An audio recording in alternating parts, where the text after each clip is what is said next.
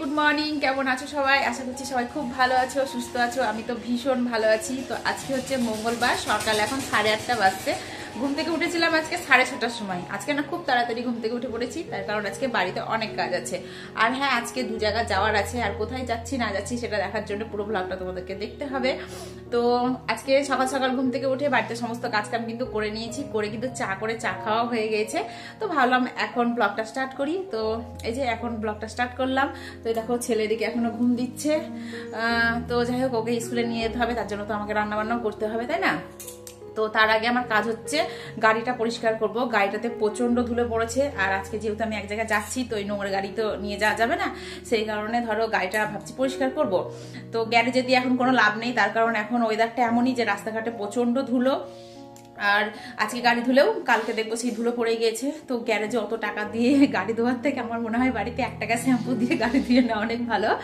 তো মাঝে মাঝে আমি তাই করি, ওই 1 টাকা শ্যাম্পু দিয়ে গাড়িটা বাড়িতে আমি নিজেই ধুয়ে নিই। তো আমার বরাবর খুব বকে, বলে হ্যাঁ তেল দেয় না, এই দেয় না, ওই দেয় না, দুদিনে গাড়ি নষ্ট হয়ে যাবে। আরে বাবা, মানুষই তো নষ্ট হয়ে মরে যাচ্ছে, তো গাড়ি। হ্যাঁ, তো যাই হোক, গাড়িটা পরিষ্কার করবো আমি। তো চলো গাড়িটাকে পরিষ্কার করে নিই, করে স্নান করে আমাকে আবার রান্না করতে হবে। তো কারণ হচ্ছে ওই যে ছেলে স্কুলে যাবে, হ্যাঁ, তারপরে আবার পুজো টুজো আছে। তো চলো বেশি বকবক না করে বাইরে যে কাজগুলো আছে সেই কাজগুলো করে নিই, কেমন? এইদিকে বাগানে যত নোংরা ছিল সব নোংরা কিন্তু কালকে আমার বরমশাই পরিষ্কার করে ঝাড় দিয়ে পুড়িয়ে দিয়েছে। আর কি কাণ্ড হয়েছে জানো, এই যে এই জায়গাটায় আগুন ধরিয়েছিল, আর এখানে না একটা বড় গাছের গুঁড়ি রাখা ছিল। গাছের গুঁড়ি কি গো, গোটা গাছই রাখা ছিল, এই যে এই গাছটা। হ্যাঁ, তো যাই হোক, রাতের বেলাতে কোনো কারণে হয়তো গাছটায় গিয়ে আগুন ধরে যায়। তবে আগুনটা কিন্তু দাও দাও করে জ্বলেনি, দাও দাও করে জ্বললে কিন্তু পুরো গাছটাই পুড়ে যেত। ওই যে ধুমো ধুমো হয়ে গাছ পুড়ে না, তো ওইভাবে গাছটা না সারা রাত্রি জ্বলে জ্বলে অর্ধেকটা পুড়েই গেছে। তো সকালবেলায় দেখে না আমার প্রচণ্ড হাসি পাচ্ছিল। তারপরে যাই হোক জল দিয়ে নিভিয়ে দিলাম। নিভিয়ে দিয়ে এই যে এখন 1 গামলা 1 বালতি জল নিয়ে আর একটা শ্যাম্পু নিয়ে চলে এসেছি গাড়ি ধুতে। আর গাড়িটাকে রাস্তার দিকে নিয়ে এসেই ধুচ্ছি, তার কারণ কি বলতো, কলপারের দিকে নামালে না, মানে নামানো যায় কিন্তু ওই তোলার সময় না খুবই কষ্ট হয়, মানে গাড়ি বারবার পিছলে যায়। তো সেই কারণে এখন আর ওই কলপারের দিকে নামায় না। যেদিন ধুতে ইচ্ছে হয় সেদিন ওই রাস্তাতেই মানে জল নিয়ে গিয়ে ধুয়ে নিই। জলটা আমাকে একটু বইয়ে নিয়ে আসতে হয়, এই যা। তবে কি বলতো, সুবিধা হয় আমার, এই যে গাড়িটা এখানে ধুবো, এখানেই রেখে দেবো, তারপরে যখন হচ্ছে মানে কোথাও যাওয়ার হবে তখন এখান থেকে স্টার্ট দিয়ে চলে যেতে পারবো। তো যাই হোক 1 গামলা 1 বালতি জলে কিন্তু আমার গাড়িটা বেশ সুন্দর করে পরিষ্কার করে ধুয়ে নেওয়া হয়ে গেছে। তো এদিকে কলপাটটা দেখলাম একটু নোংরা হয়ে আছে, বাসন কুসুন মাজার পরে কলপাটটা ধুয়ে রাখা হয়েছিল না, তো সেই কারণে স্নান করার আগে কিন্তু কলপাটটাকেও পরিষ্কার করে ঝাড় দিয়ে নিলাম। স্নান করে সোজা চলে এলাম ছাদে ঠাকুরের বাসনগুলোকে নিয়ে। প্রতিদিন কিন্তু স্নান করার আগে ঠাকুরের বাসনগুলোকে মেজে ধুয়ে রাখি। তো আজকে আবার মানে ঠাকুরের বাসনগুলো জানো তো ঘর থেকে বের করে মানে আনাই হয়েছিল না। তারপরে এদিকে ঝাড় দিয়েছি, তো সেই কারণে ভাবলাম থাক আজকে স্নান করেই ঠাকুরের বাসনগুলো ধুবো। মানে সকালবেলা থেকে ঠাকুরের বাসনগুলো জানো তো বের করে রাখি, এমনিতে যখন সন্ধ্যা দিই তখন তো ঠাকুরের বাসনগুলো আলাদা করে রাখি, আর সকালবেলায় ঘর থেকে বের করে ছাদে নিয়ে গিয়ে রাখি। তো আজকে যেহেতু ছোঁয়া হয়ে গিয়েছিলাম, ঝাড় দিয়ে ফেলেছিলাম, তো সেই কারণে ধরো আর ঠাকুরের বাসনগুলো স্নান করার আগে মাজা হয়নি। তো ঠাকুরের বাসনগুলো মাজলাম, তারপরে দেখলাম এ দেখো ছাদে কটা ফুল ফুটেছে। তো ফুল আর তুলসী পাতা তুলে নিয়ে এই যে এখন যাব ঠাকুর ঘরে পুজো দিতে। তো চলো যাই ঠাকুর ঘরে গিয়ে পুজোটা দিয়ে নিই।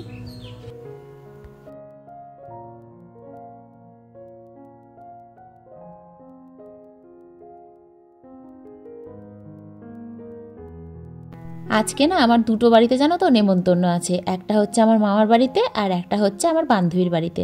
তো 2টো বাড়িতে যাব, সেই কারণে 2টো শাড়ি কিনে এনেছি। একটা কিনেছি মামির জন্য আর একটা কিনেছি হচ্ছে আমার বান্ধবীর জন্য। তো এই শাড়িটা কিনেছি হচ্ছে আমার মামির জন্য।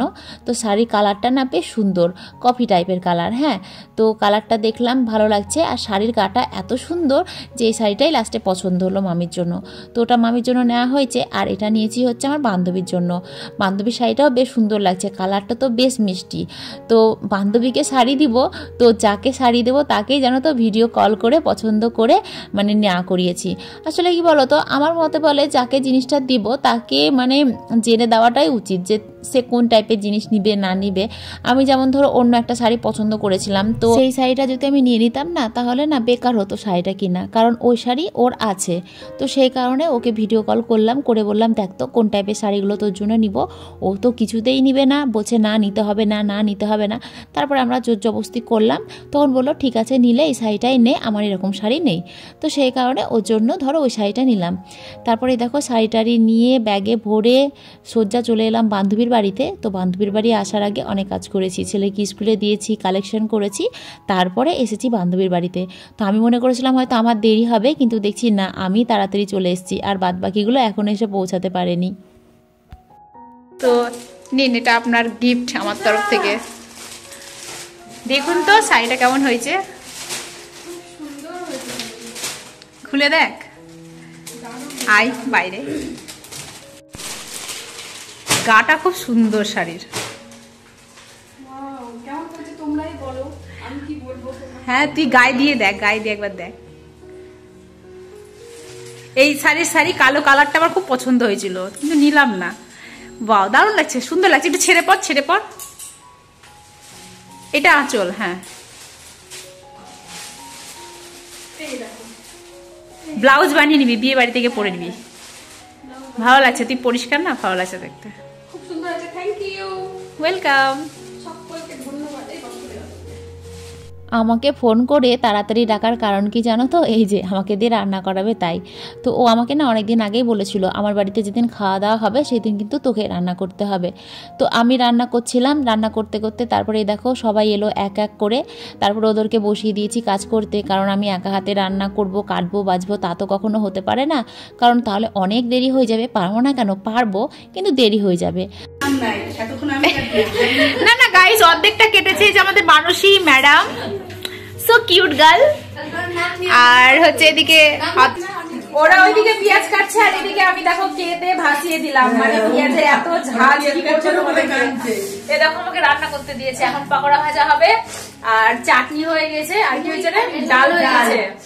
আর আমাদের আজকে হান্ডি চিকেন রান্না হবে, হান্ডি চিকেন। দেখো হাঁড়িতে রান্না হবে চিকেন। তো চলো হাঁড়িতে কিভাবে রান্না করছি সবই তোমাদেরকে শেয়ার করবো। কারণ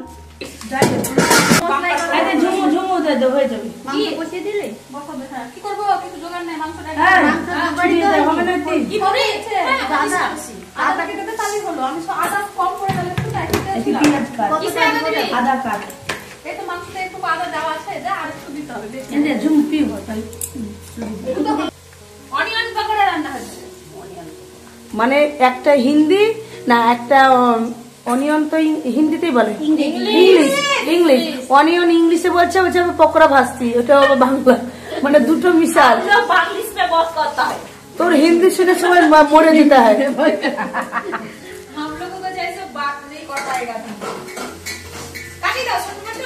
সকালবেলায় টিফিন খাওয়ার জন্য পকোড়া ভাজা হয়েছে, আর এদিকে মুড়ি মাখানো হচ্ছে।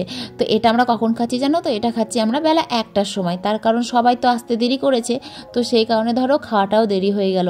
এই 1টার সময় খেয়ে আবার দুপুরের খাবার কখন খাবো বলো তো। তো ওইদিকে সবাইকে মুড়ি মাখিয়ে দিয়ে আসলাম, পকোড়া ভাজলাম, আর এদিকে আমি এখন হচ্ছে চা করছি। তো আমার জন্য ওরা আবার বসে আছে, ওদেরকে আমি বলছি যে পকোড়াটা গরম গরম খেয়ে নে আর মুড়িটা খেয়ে নে, আমি ঠিক আসছি। ওরা বলেন না, তুই যতক্ষণ না আসবি ততক্ষণ কিন্তু আমরা খাবো না। আমাদের জানো তো খাওয়াটা হচ্ছে মেন ব্যাপার না, আমাদের হচ্ছে গল্প করাটা মেন ব্যাপার। তো গল্প করতে গেলে তো কিছু খেতে হবে, খালি পেটে তো আর গল্প হবে না। সেই কারণে ধরো গল্পের মাঝখানে আমরা খাই, আমরা খাওয়ার মাঝখানে কিন্তু গল্প করি না। হ্যাঁ, তো এদিকে সবার জন্য আমি চা করে নিয়েছি, ওইদিকে আমার জন্য সবাই বসে আছে। তো চলো গরম গরম চা, গরম গরম পকোড়া আর মুড়ি খেয়ে নিই, তারপরে আবার আসছি রান্নাঘরে। ইউনিক যুগের ইউনিক মেয়ে দেখা। ওই আবার বল, ওইটা ওই মেয়ে তুমি চা করতে পারো, ওটা টিপিনি। তুমি চা করতে পারো? হ্যাঁ সোনা, আমি চা করতে পারি। মেয়েটা পছন্দ হয়েছে, একটু শরীরে লাগবে, ভালো হয়েছে, দেখতে ভালো। হ্যাঁ দারুণ। কোনো দিকে কমতি আছি? নো। এদিকে তাকাতা হে, बासुन मस्ता है, और तुम क्या करता है? बुल्टू धोता है।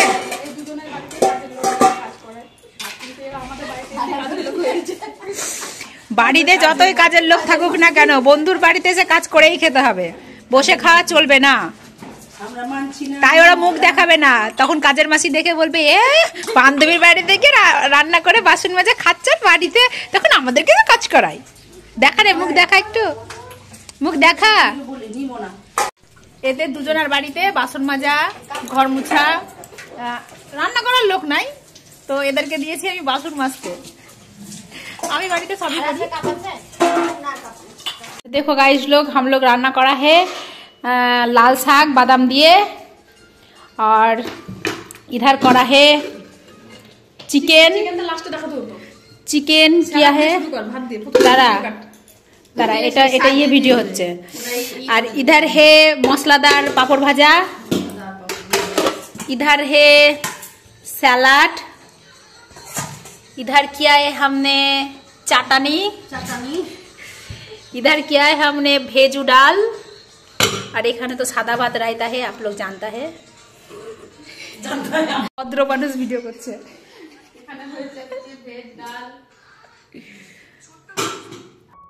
একজনের ভিডিও করা হলো, তো এবার আরেকজনের শুরু করেছে ভিডিও। তো আমাদের মাঝখানে জানো তো এরকম হাসি ঠাট্টা আর কি হয়, আমরা না সবাই মিলে বাড়িতে মানে একসঙ্গে যখনই হই না কেন তখনই ওইভাবে হিন্দিতে কথা বলি আমরা একে অপরের সঙ্গে, বেশ মজা পাই, আনন্দ হয়, হাসি ঠাট্টাও হয় এইভাবে কথা বলাতে। তো ভাবলাম তোমাদের সঙ্গেও শেয়ার করি। এমনিতে তো সবসময় ভয়েস দিয়েই কথা বলি, কারণ আমাদের বাস্তব কথা শুনে, আমাদের বাস্তব লাইফ দেখে তোমরাও যদি একটু হাসো তাহলে আমরাও একটু আনন্দ পাবো। কারণ এখনকার দিনে দুঃখ দেওয়ার মানুষের কোনো অভাব নেই, কিন্তু মানুষকে আনন্দ দেওয়ার, মানুষকে হাসানোর লোকের কিন্তু বড্ড অভাব। তাই ভাবলাম তোমরা যদি একটু আমার কথা শুনে বা আমাদের কথা শুনে একটু হাসো তাহলে আমরা সত্যি খুবই আনন্দ পাবো, জানো তো। যাই হোক, এদিকে রান্নাবান্না হয়ে গিয়েছে, শুধু খাওয়া দাওয়াটা বাকি আছে। তো সুদীপ্তা বললো তার আগে চ রান্নাঘরটা আমি পরিষ্কার করে নিই, তারপরে সবাই মিলে একসঙ্গে খাওয়া দাওয়া করবো। খাওয়া দাওয়া করে তারপরে যাবো ছেলেদেরকে আনতে।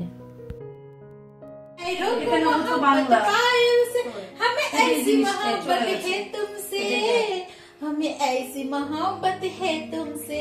রান্না বান্না করে গাইস এলে গিয়েছি, তো এখন আমরা শুয়ে শুয়ে রেস্ট নিচ্ছি, খাওয়া দাওয়া করবো একটু পরে, তারপরে আবার যাবো ছেলেকে আনতে। তো আমাদের ছোট ছেলে দেখো ঘুম থেকে উঠে পড়েছে, আমাদেরকে ছোট ছেলে কিন্তু অনেকক্ষণ ধরে সার্ভিস দিয়েছে। থ্যাংক ইউ বেটা, থ্যাংক ইউ। কি লিখবো বলতো কমেন্টটা? তোর जो मन करता है ना बोल, लिख खाली बोल पीसी भी तो भाईजी लिख, बोल पीसी भी तो भाईजी कमेंट रिप्लाई দিয়ে দে। देखो गाइस এখানে কে কমেন্ট করেছে তার পিছনে সবাই মিলে লেগে পড়েছে একজনের কমেন্টে। देखो गाइस हम लोग बहुत अच्छा हिंदी बात बोलता है ना, तो इसलिए हम लोग हिंदी बात करके एक रील्स वीडियो पोस्ट करा है।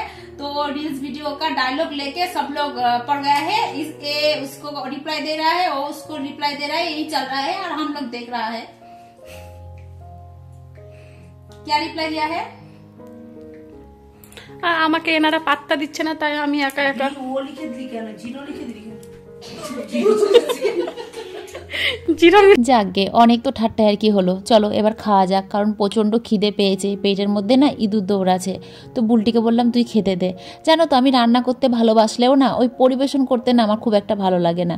মানে এক একজনের এক একটাতে আলিস্যি থাকে, তো আমার হচ্ছে ওই পরিবেশন করাতে খুব আলিস্যি। মানে আমাকে রান্না করতে দাও, আমি 10 রকমের রান্না করে দেবো, কিন্তু খেতে কাউকে দিতে হবে। তো যাকগে, ছেলেদেরকে আনার আগে আমরা খেয়ে নিলাম। अभी तो पट्टी शुरू हुई है। ছবি তুলছি না, ভিডিও, মুখ নড়া। মুখকে বন্ধ করে দিয়েছিল ভাত ভরে, তাহলে যেটা ছবি না। এখন কটা বাজতে জানো তো? এখন বাজছে হচ্ছে 4টে। আর এই 4টের সময় ছেলেদেরকে স্কুল থেকে নিয়ে এসে ওদেরকে খাওয়াবো, তারপরে আমরা খাবো। খেতে খেতে তো আমাদের 5টা তো পার হয়েই যাবে। তো সেই কারণে জানো তো আমরা আগে খেয়ে নিয়েছি। আর আমাদের ছেলেগুলো এক জায়গায় হলে এত দুষ্টুমি করে যে ওদেরকে সামলাতে গিয়ে না তখন আমরাই বেসামাল হয়ে যাই। তো আমাকে আবার এক জায়গায় যেতে হবে, তো সেই কারণে আমরা তাড়াতাড়ি খেয়ে নিয়েছিলাম। তো খাওয়া দাওয়া করে সোজা চলে এলাম মামার বাড়িতে। তো আগে উঠেছিলাম দিদার বাড়িতে, দিদার বাড়িতে কিছুক্ষণ বসে তারপরে এই যে মামার বাড়িতে এলাম। এই মামাটা আমার মারা গিয়েছে। তাহলে চলো আজকের ভিডিও এখানেই শেষ করছি। সবাই খুব ভালো থেকো, সুস্থ থেকো, আমিও খুব ভালো আছি। তো সকলকে টাটা, গুড নাইট।